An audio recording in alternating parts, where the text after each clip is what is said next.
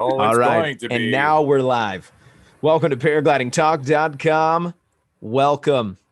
I'm your host, Robert Michaels. You're joined by Sean Nafsker in moderation and special guest, Isaac Moerlein.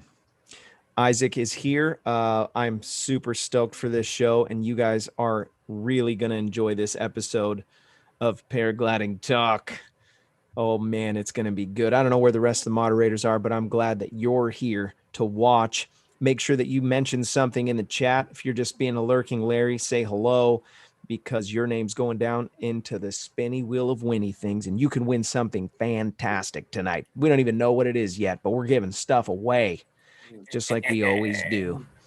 This show is brought to you by PPG Smoke. Go check out their website if you want to get your name on the list to win a paramotor. All you have to do is pre-order the Unity headset. The website is ppgsmoke.com. Pre-order. I hesitate to mention anything, but I did get a call today from Ryan Roberts, who told me that they're all done and they're going to be shipping soon. They're making them as we speak. There's some little hands putting components together right now so that you can have them. So if you already pre-order, that's great news. And soon we're going to be doing that giveaway. So we're going to be giving away a paramotor. Oh, it's going to be awesome. Also, this show is brought to you by ppgzone.com. Josh Perry has created a place for us, flying folks, that we can go. And it's a social media platform literally for pilots. So once you've been accepted, you create your account, you put your picture on there, and then you can just do whatever you do with the interwebs. It's amazing. They've got all kinds of great resources on that, and it's free to join, and it is super cool. So you want to be a part of that, ppgzone.com. When you create your account, make sure you say hi to me on there, and we'll link up as friends on there. So I don't know how call them followers or para followers or something, but jump in. And it'll be pretty amazing. Also, the show's brought to you by Midwest Parajet. The website is midwestparajet.com. They're the guys that helped me to get my paramotor. I've got a magnificent machine. It is a Parajet Maverick with a Moster 185. Ooh, it's just great. So go check out their website. It is midwestparajet.com. Stay tuned. We're going to have Scott from the Midwest Parajet come on the show soon. He doesn't even know it yet, but he's coming on. It's going to happen, folks. Also, the show's brought to you by paramotorprops.com. If you're looking to get great deal on props, I'm talking 2-blade, 3-blade, whatever your fancy. You can do a 6-blader if you want. Reach out to the guys there at paramotorprops.com. Also, the show's brought to you by Para Orange Products. Para Orange Products, Larry and Chris have made all kinds of great things to protect your gear, including prop covers, weatherproof motor covers. He's got some really great windsocks and poles for your streamers. Check out paraorange.com or paraorangeproducts.com. And you will be pleased. Also, one last sponsor. This is a real sponsor. Isaac, this is a real sponsor, not para-related. This show is brought to you by American Allied Drains and Plumbing. And if you're in the San Diego area and you need plumbing needs, you've got plumbing issues, and you mention Paragliding Talk, you will get a 10% discount. Their phone number, you want to reach out to them, 844-777-9055. That's a real commercial. Oh, Nick Fasekas. Fancy meeting you here, Nick Fasekas. Glad that you decided to join. He's probably on some para-adventure. He always does it. He'll log in and he'll be like, I'm driving down the road right now, going to another fly-in. All right. So, Isaac, thank you so much for committing to come on this show. My pleasure. Thanks for inviting me. If you guys don't know, Isaac is a machine of a man. He came from, he was born in the forest in Alaska, and he fights grizzly bears. He is a woodsman. He's a hunter. When I met him, he had this gigantic beard. He literally just crawled out of the forest. But he's also a paraglider pilot and a helicopter pilot. And now he just became official at his new job. He's already been doing it for a while. He's literally getting paid to fly helicopters. So now he is flying helicopters somewhere around Hollywood, and he takes tours for people to see some of the celebrities' houses. He was telling us just before the show, so I'm really stoked. I just found out that news. Sad that you're not living in San Diego, but super cool that you're living the dream and you're on a new adventure. So first, I want to just fire it off. How did you get into paragliding? Talk a little bit about your training, and let's take us down the road.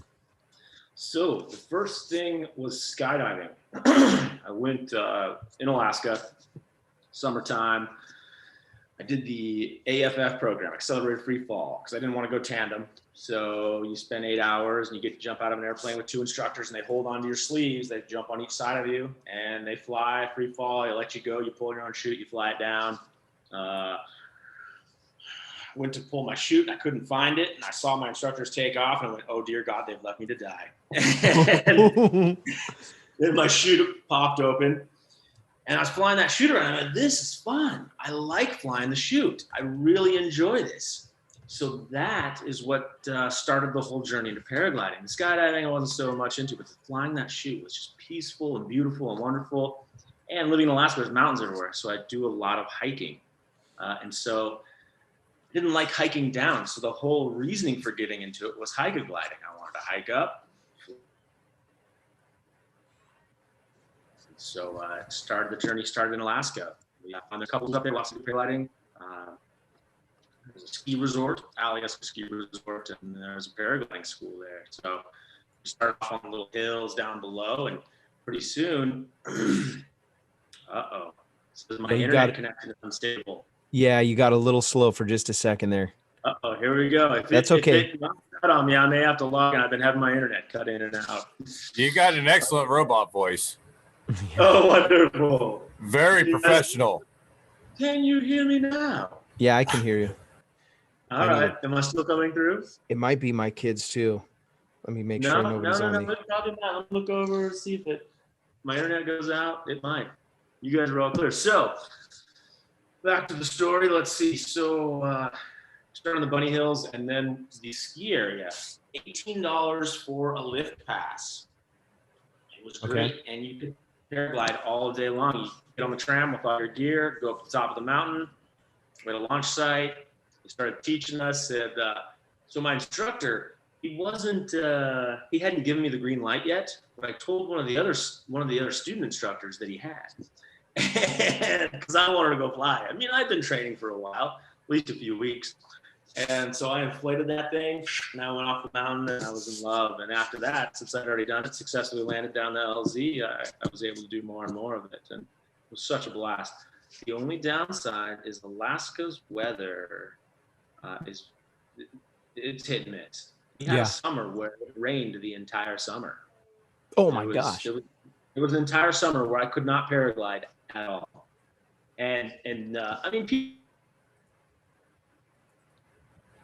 darn it! Oh, he's going back to robot again. Yeah, we lost him. Oh, and he's just froze there, like. Yep. Yeah, it's an uncomfortable position. I hope he feels better. Yeah, he looks tired. He's gonna come back. I'm sure he'll come back. I gave him the code so he can come back. He's an excellent guest too, by the way. He's got some great stories, you know. Oh, wait until you hear the story, man. He's got to work out his internet. If he doesn't, I'm gonna put him on the phone.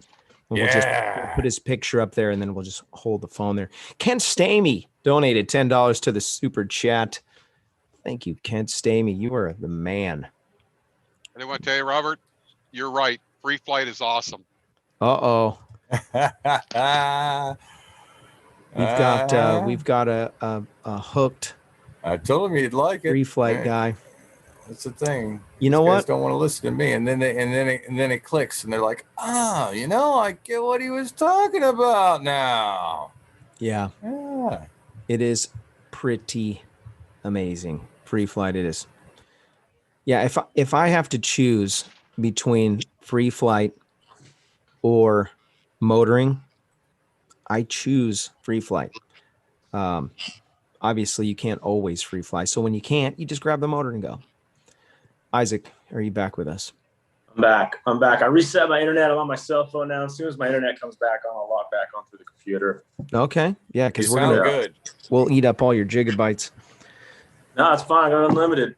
Unlimited, baby. Turn Yeah. your phone sideways. I don't want JP Yes. Tulo to have a fit. There we go. Look at that. There we go. There All right. we go. All right. So $18 rides up. You can fly all the time, but the weather. You mentioned the weather is not very good, and that's where you broke up. So Alaska, sometimes we will have an entire summer with no sun and it rains. So you have 9 months of winter, and then you'll have 3 months of what seems like a cold, rainy fall. And it's deep rain, low clouds, no one flies. Anyway, so had some summers like that. But I started flying in Alaska, and it's beautiful. There's guys, they do a lot of XC flying during the year. There's a lot of great places to fly out there, and it's beautiful. So let's see. I'm going to see if my internet's back up on the. This is working great, by the way. Is it? Yeah, all right, totally all fine. Right, cool. All right.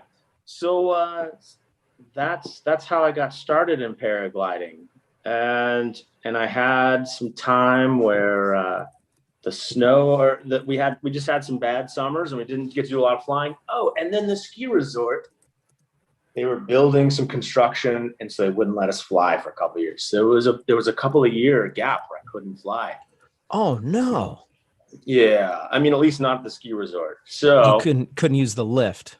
Could not use the lift. So But you could hike up in Bandito. Yeah, so that was fine, as much as you wanted to do that. Did you do that? No, because my equipment weighed about 50 pounds, because this was 13 years ago and the stuff I had already been used. Oh. I found it on Craigslist. Oh, amazing.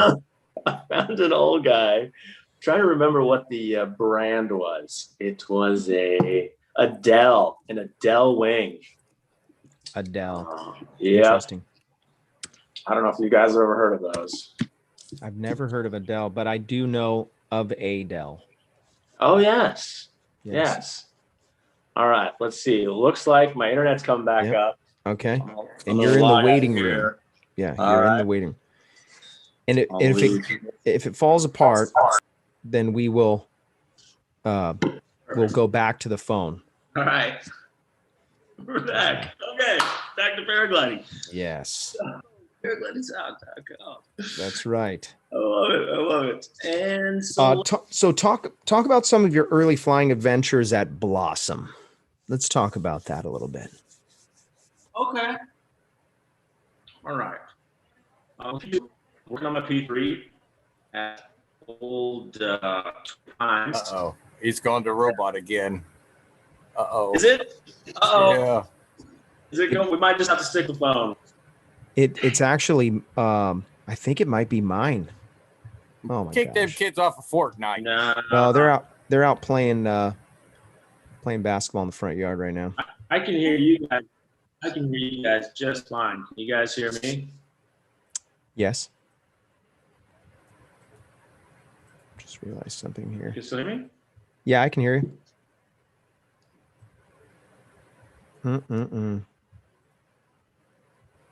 Really? Okay.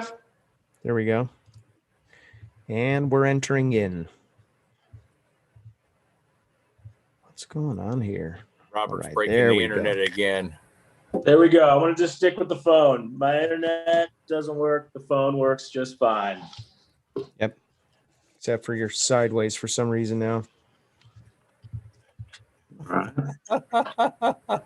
Sorry, guys. Little technical difficulties. Technical difficulties. How's that? Excellent. There. Now we're live. Okay. I'm not going to touch it anymore. So, Blossom Valley. Yeah. So I remember the first time that we decided we called Isaac and we're like, hey, Isaac, I think it was Tony Boyer brought you. Yep.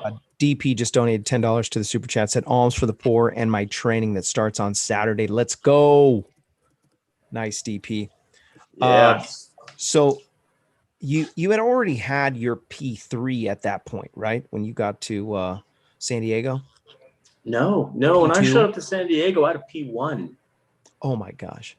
Yeah. But you had already flown a bunch of times off of the hill there, and Oh yeah. yeah. I've been flying for years. So let's talk about some of your flying adventures at Blossom. Okay. So yeah, started off on an A-wing. Had a lot of fun. Super slow. Tried to go over, the first time I tried to go to El Cap. I just decided to huck it. Let's just send it. Full send. Hold on, was I there that day? I don't know. Me and I'm not Tony? really sure. I think you were. Yeah. Okay, I think I didn't know remember this. I didn't know the thermal yet.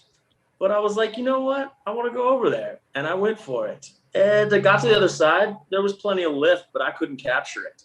I just kept getting low. Blasted internet. Dang it. The show's getting so good that we're breaking the internet, Robert. And lower. Yes. No way. Is it still? Yeah, frozen internet. Darn it. No, see now, you know what? Like this is I it's can really still weird. see you guys. Let's try this. Let's try it. Can you hear me now? Maybe it's his video feed. If he turns his it's broken video up. feed off, the audio will come through clear. Remember how we had issues sometimes, some nights with that? Yeah, let's try that. Let's try no visual and audio only. Try that out. Can you hear me now? Is that better? Okay, that does sound a little better. Let's try that for a few seconds. Better? No, it's still poor. I wonder Okay. if your phone connected to your home internet.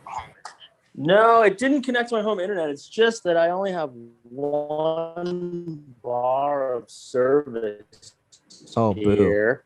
Okay, yeah, maybe. And so let's see if my internet is back up.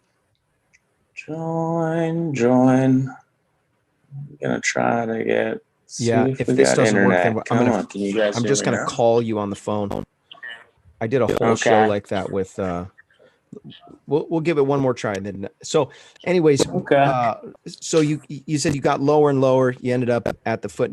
If you guys have watched my videos, you know what it's like over there. It's terrifying. It's terrifying. Absolutely. And There's I'm from no place to Alaska. land. And I don't know anything about snakes. I don't know the terrain. I don't know anything. I'm an Alaska boy. Yeah. I know about bears, and so I was terrified walking through the brush. Summer, not sure if we're gonna find any rattler snakes, and it took me an hour to get out of there. There's mountain lions in mountain there lions. too. Yeah. But that was not my only time going down on the other side. No, hold on a second. So that first time you went, you didn't make it up? No. Oh my gosh, where did you land? I landed just north of the power lines. North of the on a power ridge. line. Oh. Yeah. Oh yeah.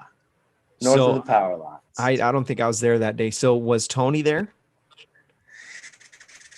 Yeah, I think Tony was there. And you were on radio? Yeah. So Yeah. there's a lot of people that have been showing up to Blossom this last season that have seen videos of mine or have said, hey, I'm going to come fly Blossom and try to meet up with Robert.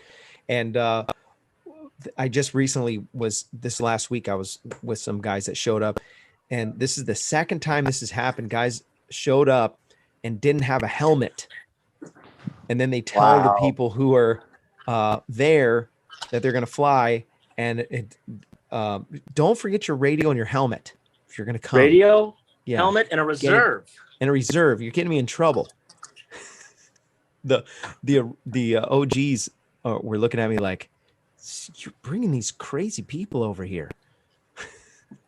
It's dangerous. Yeah, Blossom is a very, very dangerous place. If you're a proficient paraglider, it's a wonderful place to fly.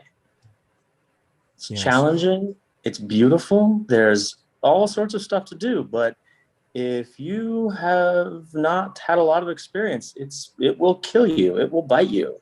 It will mess you up. I mean, we know a lot of really good paragliders that have been hurt there. Yep. Expert paragliders. Yep. Yep, we're probably gonna do a whole show on that topic right there, actually. So, multiple times at Blossom, there was one time that I remember, and I'm not trying to put you on blast, but I want to learn from this. And there are people that come to watch this show that literally come to learn how they can be a little bit safer pilot every time they fly. So Isaac one time was tracking this thermal back, and he fell out of the back of it. So imagine the mountain. Yeah. If this is the face of the mountain and the air is coming up the face, we're launching here and we're going into the air that's kind of pushing up, and we're tracking in thermals in the front of the mountain. So Isaac was tracking, and then he fell out of the back. So once you fall out of the back, you've got a beeline to try to get back into the front. He couldn't do it, and he's falling down into the rotor zone, which is like no man's land and a really bad situation if it's windy. And if you don't know what rotor is, it's where the air's coming over the mountain and then it's doing this mechanical rotor. Yeah. And so talk a little bit about that experience. And you did walk away and everything was cool, but there was some definite lessons to be learned there. And let me pick your brain on that a little bit. Yeah, that's a very good point. So the thermals at the top of the mountain, at the top launch, they can be tremendous, and you can climb up a long ways. And I wasn't real familiar with the area yet, and I saw a few people that they were far back. But what I did not take into consideration is the winds there are going from west to east, and sometimes they're 15, 20 knots. And so you can go back really far, but you can't come back forward if you don't have enough altitude, because you've got a headwind. And if your paraglider is can only travel at 25 knots, you're not going to be able to penetrate through that wind to get back to the LZ. And I remember Tony Boyer on the radio. He was freaking out. I mean, I've never heard so much panic in his voice. What are you doing? Yeah. Where are you going? What is wrong with you? Turn around. Go the other way. I was there that day. Oh, and I was still an inexperienced paraglider, mountain paraglider for these conditions. I just didn't know these conditions that well. I just didn't know enough yet. It was just an amateur. And it just goes to show you really need to spend a lot of time learning with someone in the mountains. You need to have people teach you. No bashing on Torrey Pines, but Torrey Pines, you've got a little cliff face and you just soar ridge. You ridge soar. Yep. And if that's all you've learned, you don't know how to fly the mountains. And it's really important to get 10, 20, 30, 50 hours of training from people in the mountains to become proficient. It takes a long time to learn the mountains, read the winds, learn the thermals, and every spot is different and every day is different. And I landed on the road, everything was okay, but I got lucky. And there's a few people who have not gotten so lucky in those same situations. Yep. No doubt about it. Talk a little bit about the what were your takeaways and what did you learn from that one particular experience? What was the air like back there? I've always wondered.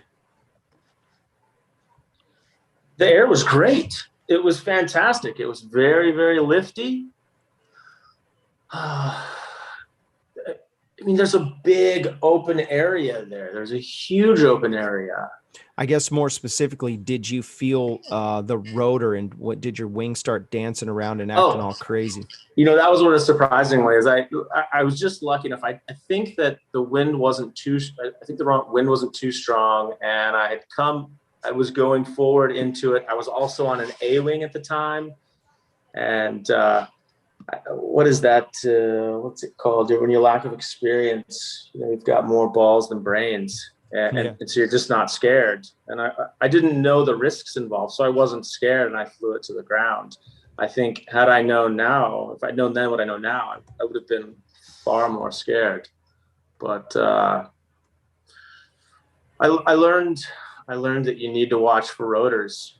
It's the same in aviation, same with helicopters. That whichever way the wind's coming from, you never want to be on the back side of that air because it will crash you down. The front side of it will lift you up. The back side turns into a turbulent rotor that can curl up your wing and slam you to the ground.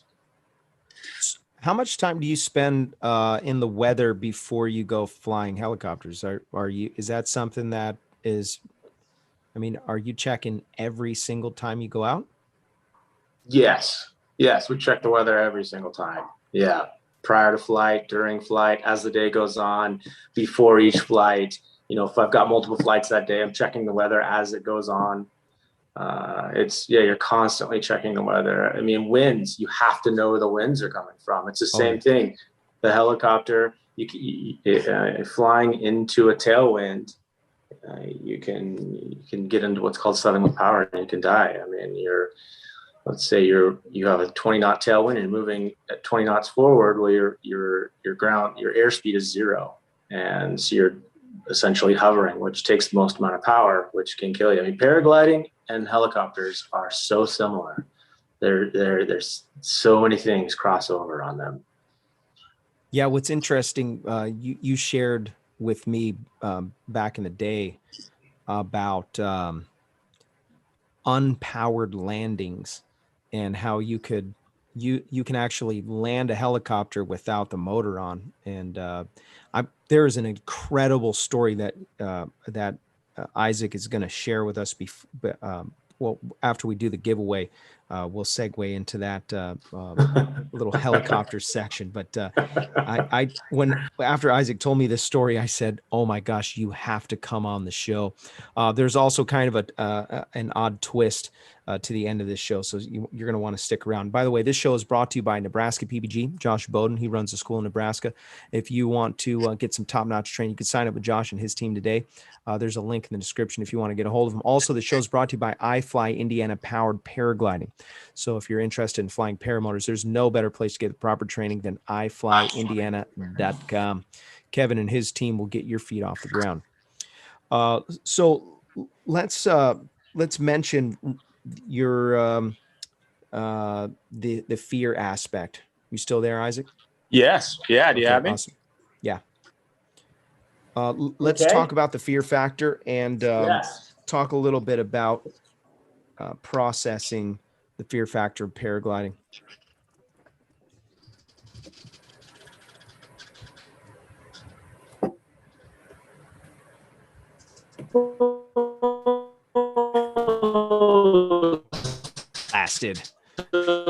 Blasted broken internet.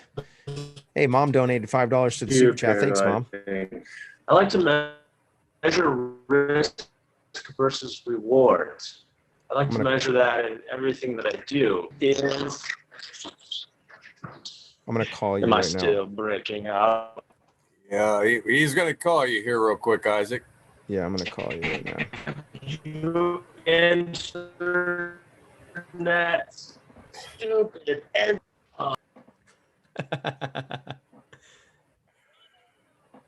Yes. All right. Hello. I'm putting you on speakerphone. I'm unplugging my router internet again. We'll see if it'll reset. There's a glitch in the matrix. It's okay. I knew this day would come, and We get such great guests that we break the internet. So, It's a I've actually got this. It's a phone holder. Do it like this. Okay. See, we've learned how to adapt. That's right. To when this happens, because we've had such great guests on that we have broken the internet before. So that means everybody hit that like button. Yeah, this guy's got some great information. Absolutely. Yeah, we can hear you now. All right. I can't believe I have this going right now. But it works. It's fine. Desperate times, desperate measures. We literally have a bunch of people. We have 41 people that are not able to fly right now, so they are watching or they're listening. Okay. Oh, there's a beautiful some people don't even pay attention. They've got this playing in the background and they're making dinner and stuff like that. So don't worry about it. So let's talk about the fear factor real quick, and let's dive into that. How do you process fear and keep flying? So there's going to be fear, I think, in anything, in life in general.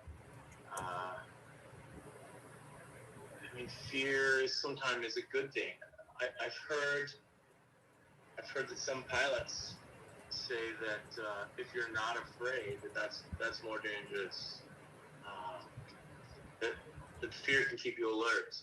Now, there is sometimes if the fear is overwhelming, there'd be times where I would be flying a Blossom and there'd be a little lift and there's 20 of us and 3 hang gliders all competing for the same lift. And that level of fear was more than I could handle. Or sometimes the air would be so turbulent that I was afraid the wing would collapse or something. So there's some times they're coming for landing. So sometimes the fear could be overwhelming, which goes to the risk versus reward. For me, I used to ride motorcycles, and I just had this gut feeling, call it the universe, God consciousness, whatever you want to call it, something telling me that I had no business riding motorcycles. And so I quit riding motorcycles. I sold them on. And so I started having that same feeling with paragliding. Otherwise, I still paragliding.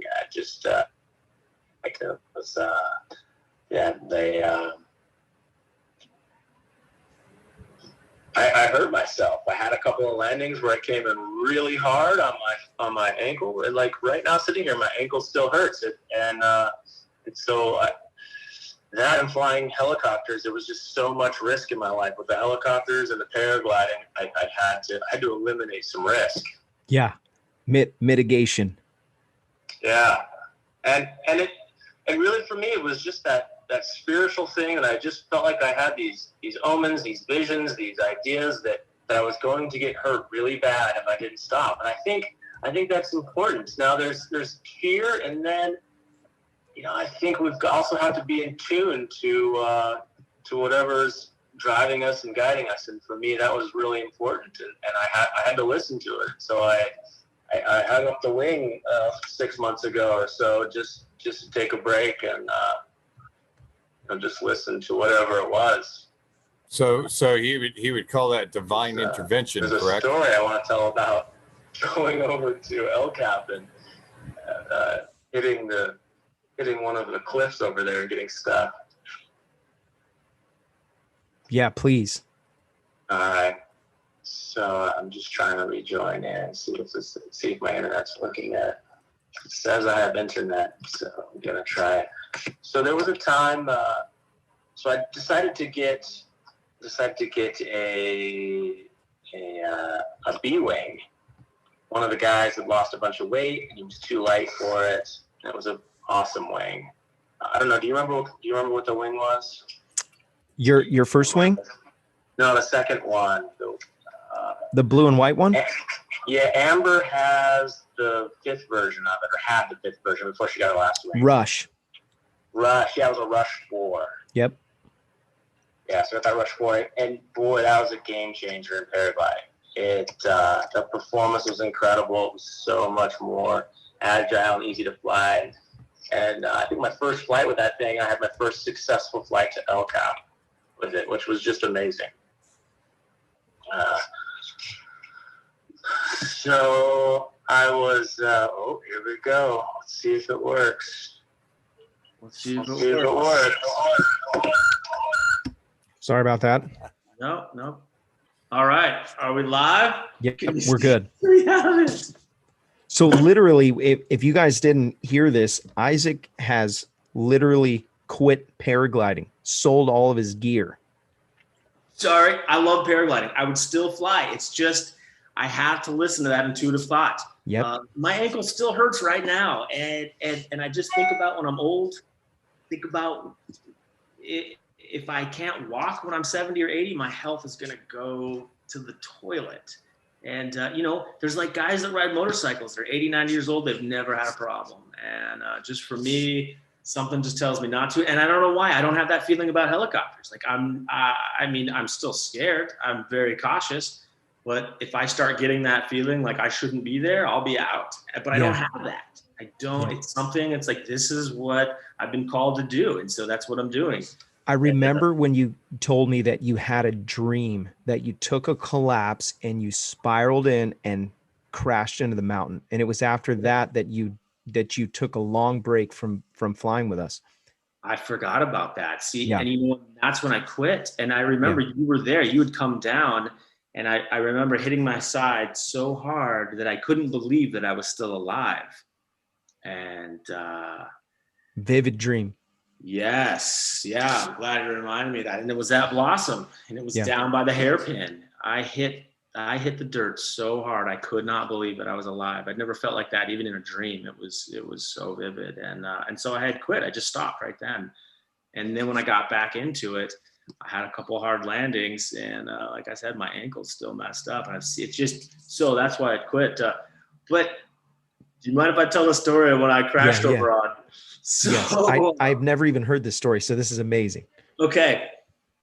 Great day. We're all flying up. I don't remember if it was the first or second time, but I get up, I head over, and I'm ridge soaring. I'm at El Cap, back and forth, lifting up, getting higher and higher. It's fantastic. And I'm getting really close to the terrain, just because that's what I like to do. And it seemed like there was a lot of lift there. And my harness that I was in caught some trees. Like I started getting in some trees. I was like, oh, this is slowing me down. Oh no. Oh no. Wing. And on the face of El Cap. On the face of El Cap, and the trees just grabbed me to a stop. Oh, the wing went to the front, and I thought, and it's just a cliff on the other side. I thought, oh, I'm gonna die. I was so terrified. And so luckily the bushes stopped me, and the wing came over and collapsed. Took a long time to get it out, and I was gonna get everything up, find a place, reinflate, and take off and fly across. But I just couldn't find a place that had enough stability to reinflate. So I just packed everything up, and I just, one of those ridges down the face at El Cap, I hiked down for over an hour. I lost so if anybody wants, there's a really nice pair of Maui gyms up there somewhere along that trail. Challenge accepted. Yes. And there's a beautiful gray house down on the bottom of the valley. And but the only way down was through their property. They just happened to be driving up as I come through. And so I was very polite with them and apologized for being on their property, and said, look, I had a little spill in the mountains, and they were asking me if I wanted water or anything. That goes into another thing about being kind and polite, because we're on these people's properties. We're in their area, and we have to be stewards of the property. We may be the only you might be the only paraglider they meet. And if you're cussing and being a jerk and spouting off, for me, I've got to be polite, because I'm a representative of the community, and I want to represent the community well. Yeah. We want to keep these sites. These sites are very important, and they're a gift to us. We're going to spin the wheel. Let's fire this thing up, Sean. Yeah, let's do that. The spin of this wheel, by the way, tonight is brought to you by Lone Star Paramotor. If you're in the Lone Star state of Texas, you can get some great world-class training. The website is lonestarparamotor.com. Now, first, you have to allow me to share my screen, Robert. Oh, dang. And no more names, because I've got everybody in there. Cut off right now. Participants. Let's see here. What do I do? If you haven't typed in there, then I can't put your name in the wheel, because it's too late. There you go. Boom. This month's already passed. See. And now we're cooking with Crisco. Okay. And tonight we're going to be giving away with it. We're going to be giving away a little AMSOIL for you motor folks. And if you're a winner and you don't have a motor, we'll get you something else. We'll get you something nice. This show is also brought to you by AMSOIL. If you want to buy AMSOIL, I'm technically an AMSOIL dealer, so I get the dealer pricing. But if you're just buying a little bit, you might as well just buy it from the AMSOIL website. I don't even know if you can do that. You ready, Robert? Yeah, spin it. There we go. Yeah. Oh, you got a good chance of winning tonight. 47 viewers. 49. 49? Yes, sir. 49 49 viewers. That's right. I'm still on top of it. That YouTube is falling behind. See, Yeah. it's just breaking the internet again.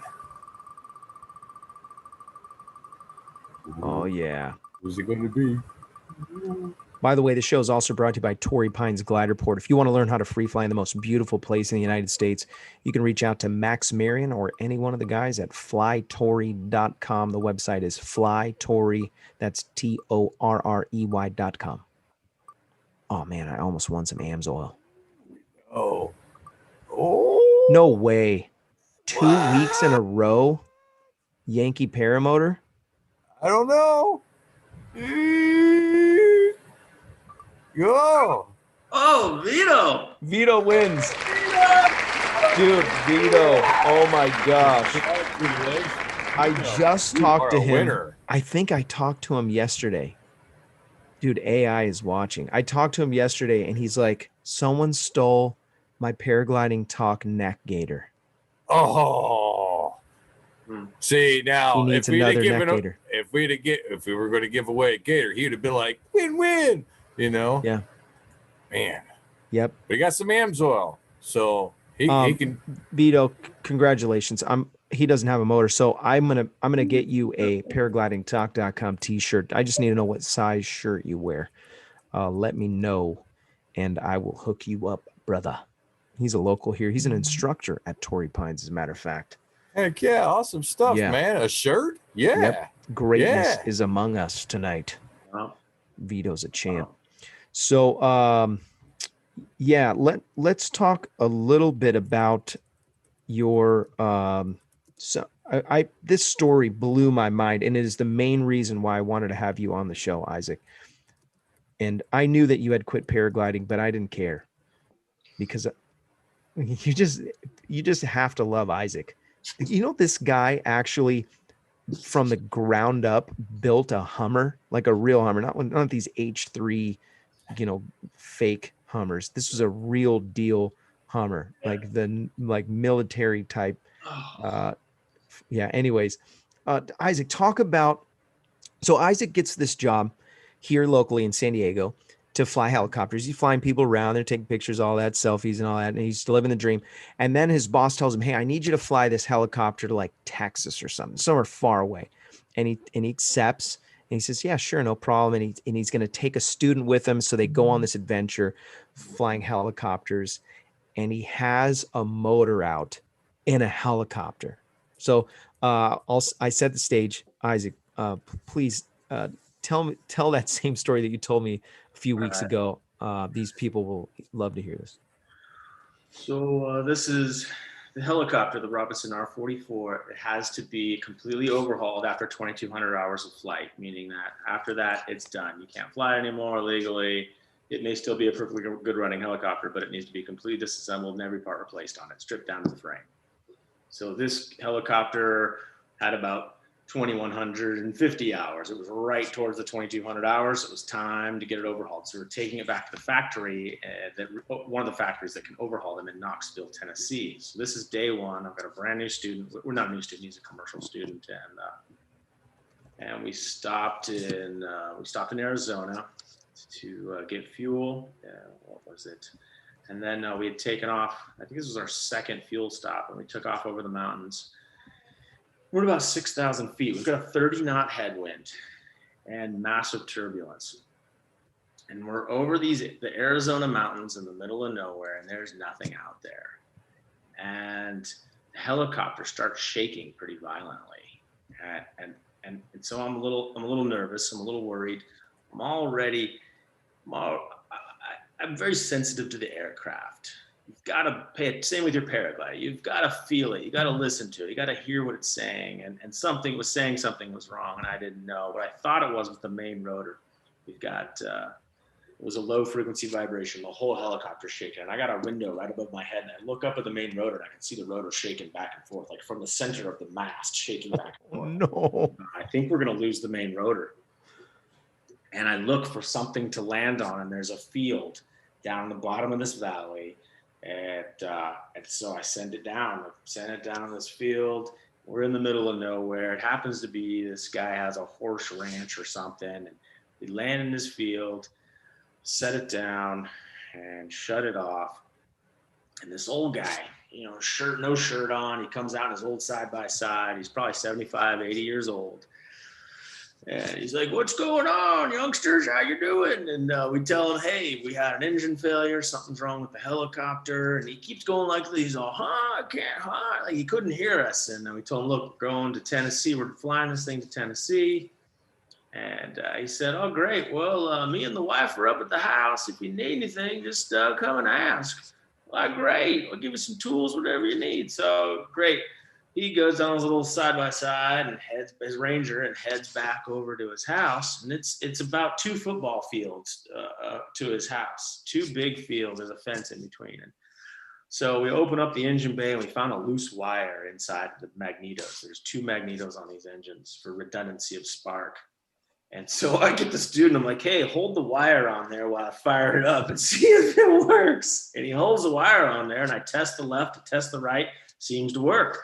Nice. And because before he did that, I'd turn it to the right and the whole engine would just die.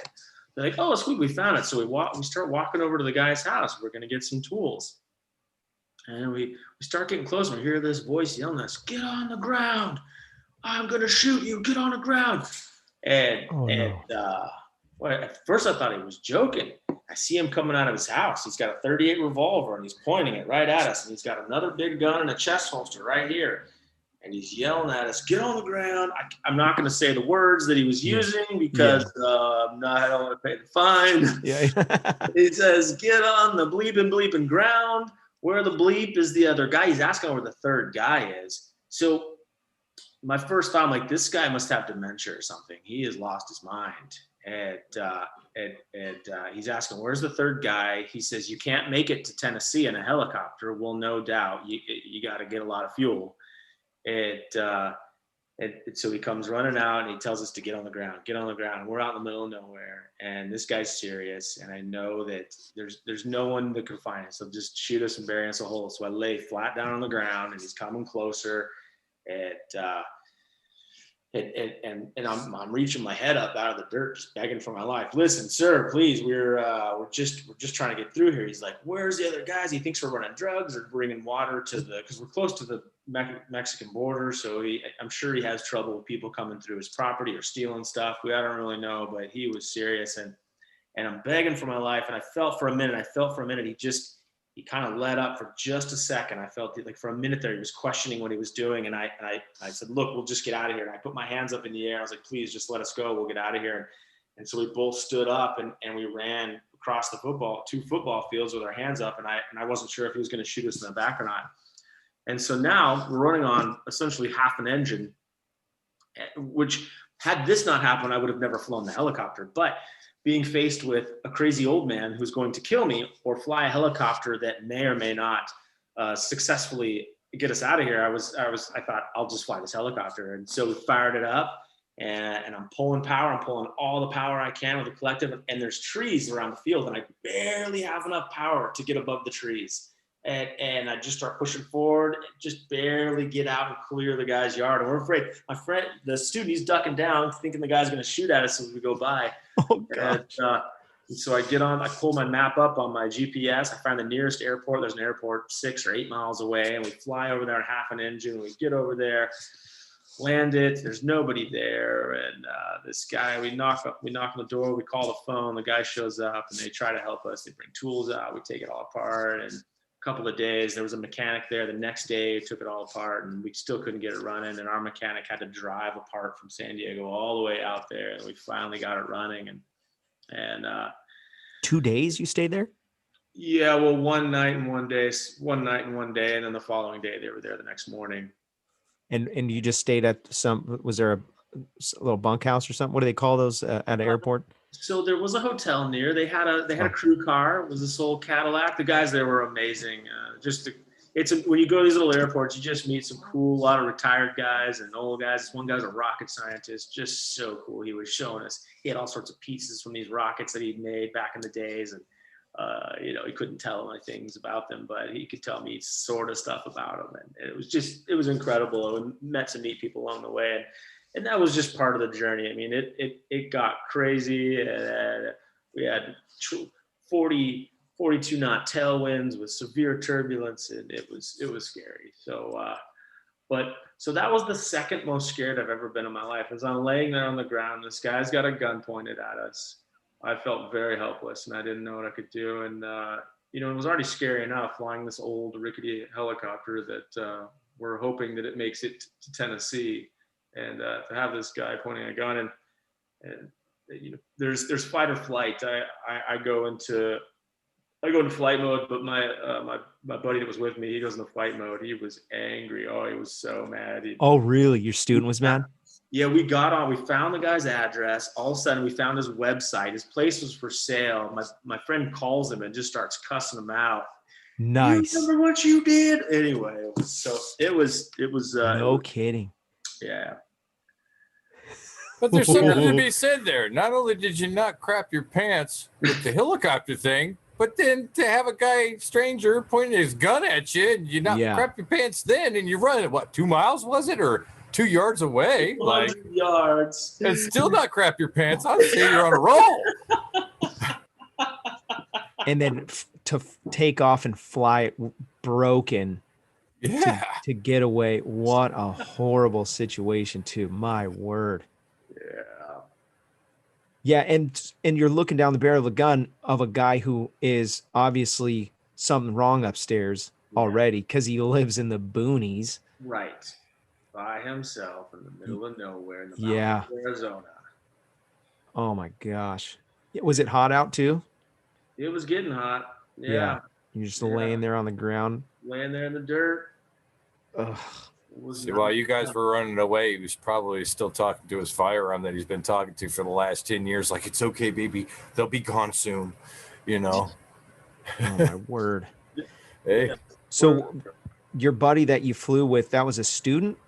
Yeah, he was working on his commercial ready to be a commercial pilot. Okay. Oh, internet. Here it goes. Let me know. It just said my internet went bad again. You still have me? It's weird because mine was freezing up too.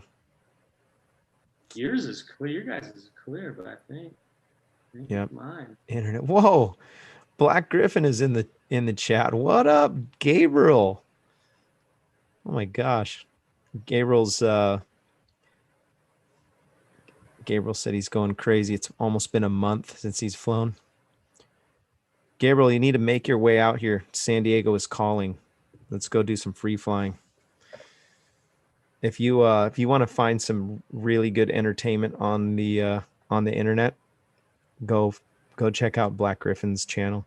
He's like he's been on the show a couple times. He's got like 3 million subscribers or something like that. Such an awesome channel too. Good guest. Wow. Yeah, dude. So insane. Isaac's, when he told me that story, I'm like, no way. You got to have a little bit of like, I don't know, man. You got some Cast iron stomach. Yeah, gosh. I mean, I would have done crap my pants after the helicopter thing, but then the gun pointing thing, and then getting away from that, and then have to fly that thing away, and then I mean that's I'd at least dropped a couple deuces on that one. Well, just think about the fact that you're gonna risk your life, try to relaunch this helicopter that only has half of the power. Oh my word. Yeah. Yeah. Brutal. By the way, I do want to mention Resurgence PPG. This is one of the sponsors of the show.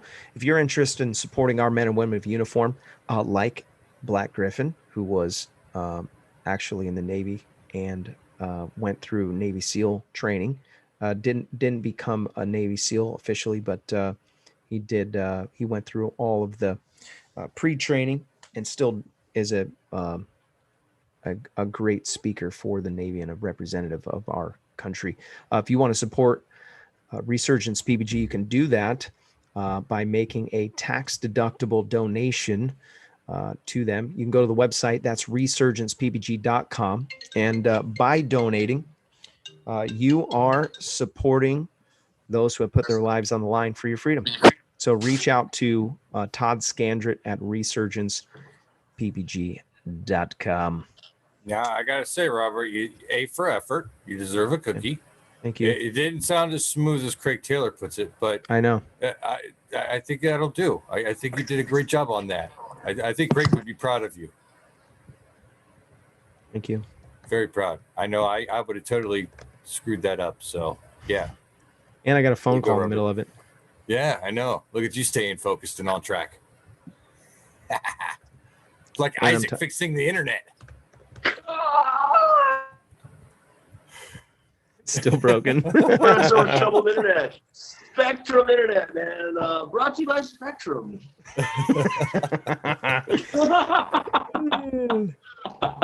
Dang it. I'm gonna send Gabe an invite too. I got to say, your robot voice is spot on. Let's try that one. Working on that for some time. You're getting it down. Crazy show tonight. It's Yeah, like no. Matrix-y. Yeah. Well, I'm glad he got to tell his story before it crashed. Yeah. Yeah, I was so- saying while you were gone, I would have crapped my pants at least twice. Well, At least.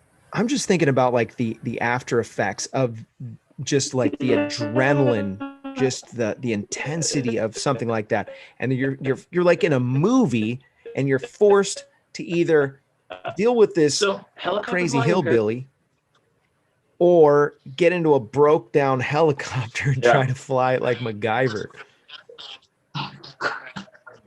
Ugh. Yeah, it was wild. Paragliding and helicopters are very similar. We ride the thermals. You have to stay away from the leeward side of mountains. The wind affects you. There's so many similarities. Hey, how does that work where you don't have an engine and you land without an engine? Yeah, it's called auto rotation. So what you're doing is as the aircraft falls, the air is rushing up through the rotor system and spinning it. And you still have to control the RPMs. You can overspeed or underspeed. If you underspeed, you'll stall them out. But if you overspeed, that can damage it. So, let's see, my internet might be back. Let's see if it works.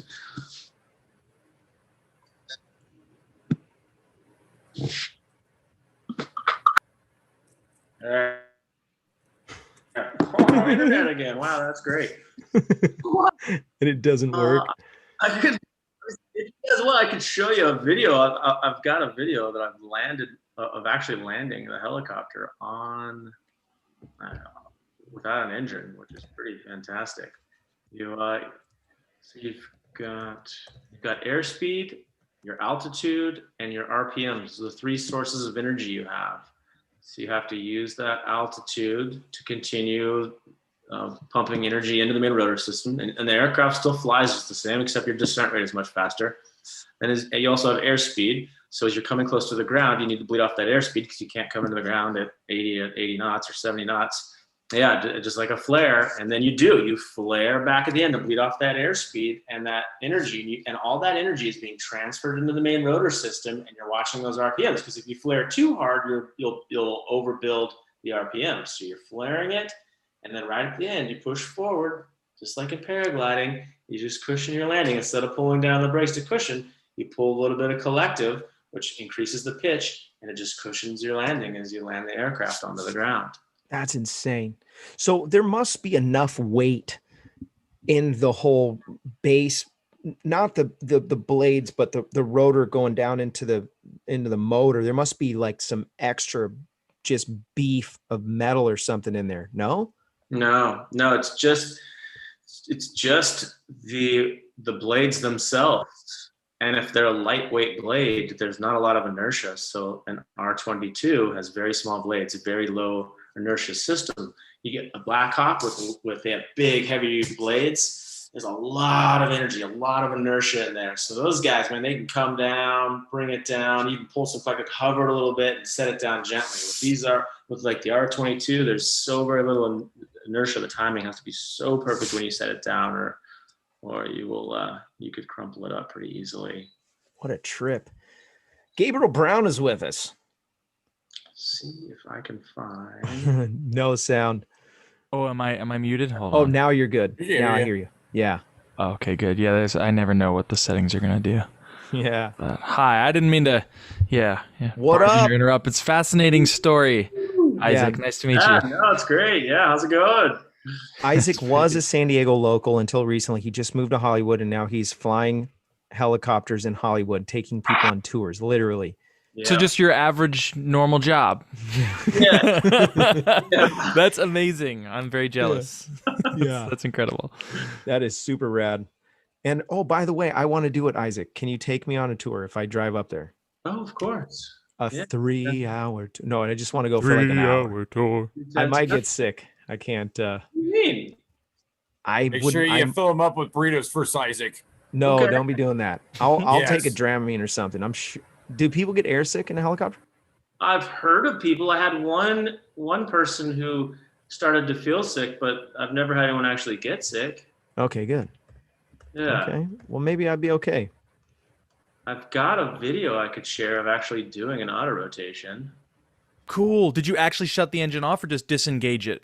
Oh, we from the disengage it. We legally we can't actually turn it Oh, off. okay. Good at the flying circus. I'm just saying. Yeah.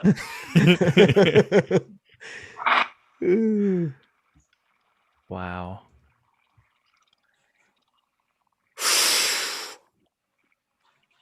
Oh, so you have to flare it right at the end so that the air comes up through the rotor and accelerates it, and then you pitch it at the end and you convert that momentum into thrust. Into RPMs, rotor RPMs is what you're converting it into. Right. That's insane. That's very cool. Wow, that was terrifying. You're descending at a very high rate. Yeah. We're controlling the RPMs. The air rushing through blades is controlling It's it. speeding it up. We're still got a lot of airspeed. We're descending about 1,500 feet per minute. And then right there. Eee. And you just skid on those Heck yeah. feet. Oh, that is much scarier looking. That's really cool. I totally Wow. do that. You can see those RPMs just go to nothing. I would scream like that when I did it too. Who is filming that? Oh, a friend of mine. Wow. Sounded Dude, like a that's Tucker got you. There is a video of a guy that does it into like a canyon, but it was a clickbait video, but he really did it. Okay. It's just the engine was not actually dead, but okay. it's in the mountains and he lands in a riverbed. Oh, really? Oh, Yeah, I he's know the one you're talking about. The red helicopter. They were doing a simulated engine flip on top of the mountain, and they auto rotate the entire way down through the mountains down. Yeah, that's an awesome one. Yeah.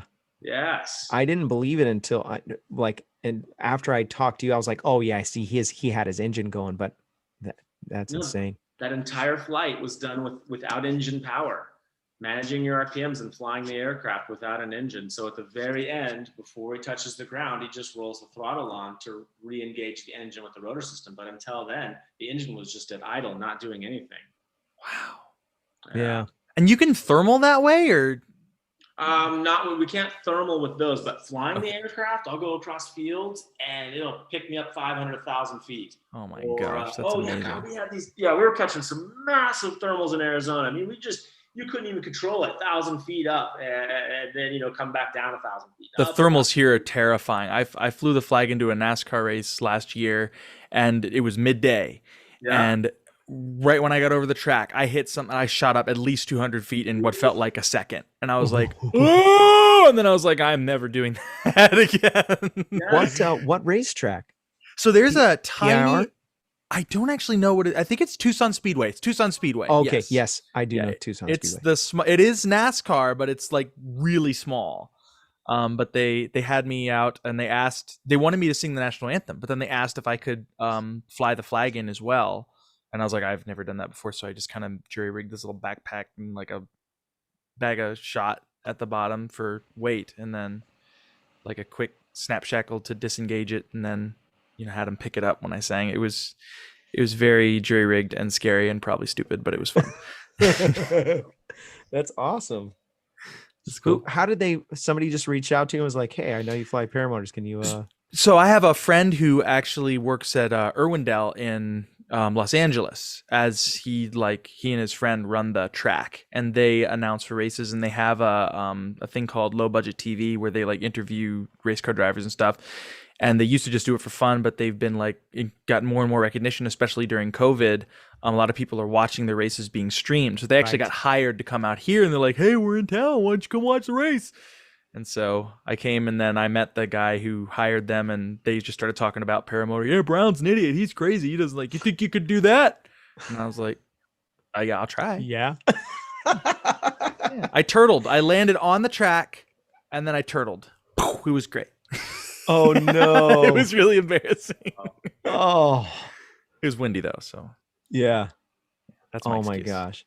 Have you done any thermal flying? Dude, you need to come to San Diego, and I know. I'll get you some thermal training. I'd absolutely love to.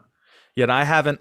The only thermaling I've ever done has been on accident, and it's the pucker factor is pretty high. But you learn to love it. It's your engine.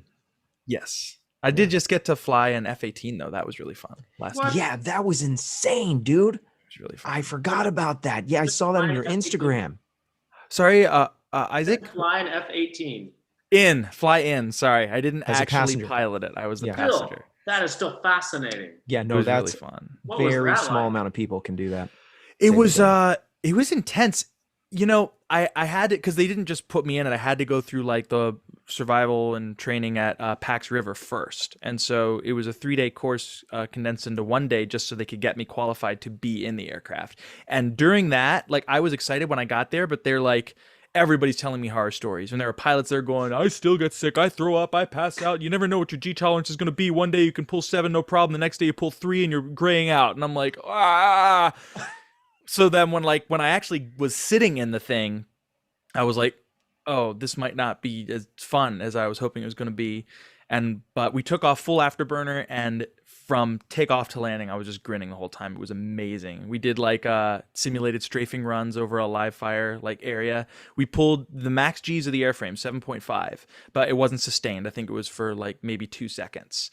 And I felt it. And you guys know about the Hick maneuver that they teach fighter pilots. Yeah.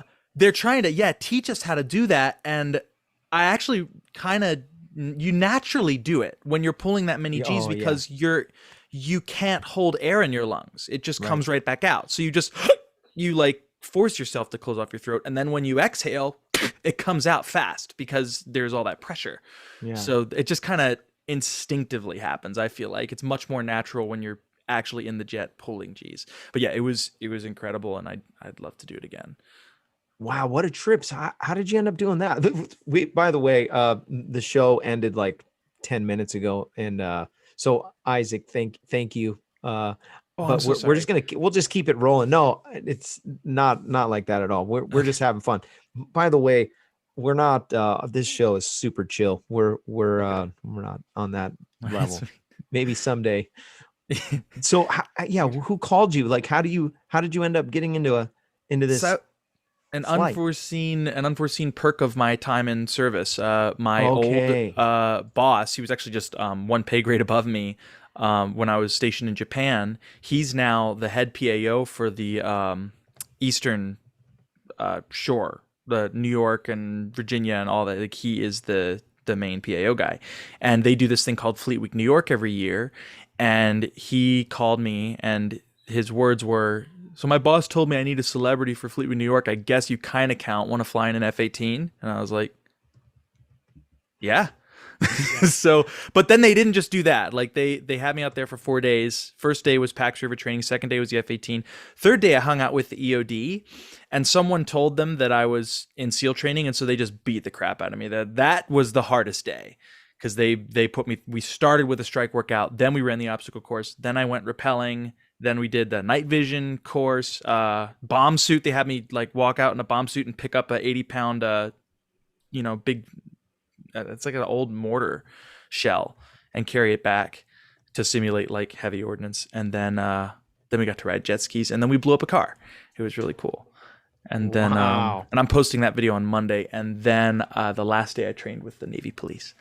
Hi. I was, yeah, that's why I was asking, because I was wondering if you had an opportunity to bring the GoPro with you or what. Oh yeah.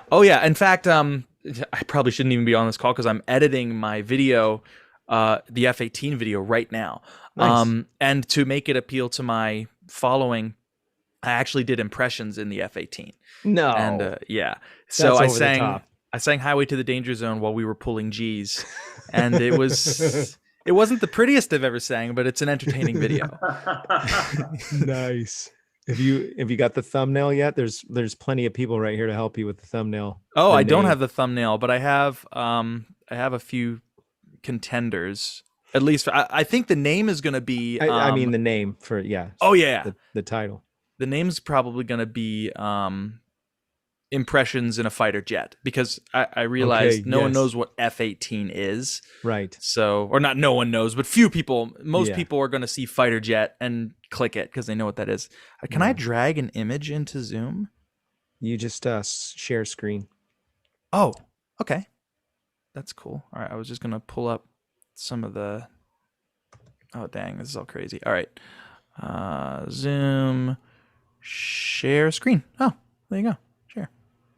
Okay. So these are some of the thumbnails I pulled from it. Oh my God. Kind of cool. But we had like really high humidity that day, so the what's it called, the dew point? I don't know. Yes. That we were getting crazy vapor trails, which was really neat. Here's when we that's so pulled cool. 7. That was max G's, and you can see there was so much condensation. It was yeah. Now I Conversation. gotta say, in that last photo, that you Mhm. really pulled off like the latest Star Trek Spock, like Yeah, facial Khan! expression. Yeah, like totally, like you pulled that off, man. Yeah. I was trying to. That's actually like while I was singing, there we are pulling the. Yeah, there's a whole bunch of Heck yeah. just stuff. It was pretty sweet. But anyway. So you held the Yeah. camera like that when you were in there? Well, was so I mounted. did. It was mounted. I did film the shot that I posted. I actually filmed with my phone. I haven't posted anything from the GoPro yet, but that was also hard because we pulled at least 6 Gs doing that, and my arm got stupid heavy, and I was like, maybe this wasn't a good idea to hold. yeah. But my pilot, she started out really great. Where she was like telling me what she was going to do, like, okay, we're gonna accelerate to 300 knots, and we're gonna roll right in 3, 2, 1. And I was like, oh, nice. And then I told her, just casually, like halfway through my impression video, I was like, you don't have to warn me, throw me around. Oh, And then no. that was it. It was like Oh, no. taking the saddle off a horse and riding it bareback at 100 miles an hour. She's like, oh, okay, I'll throw you around. And then she just she tortured me.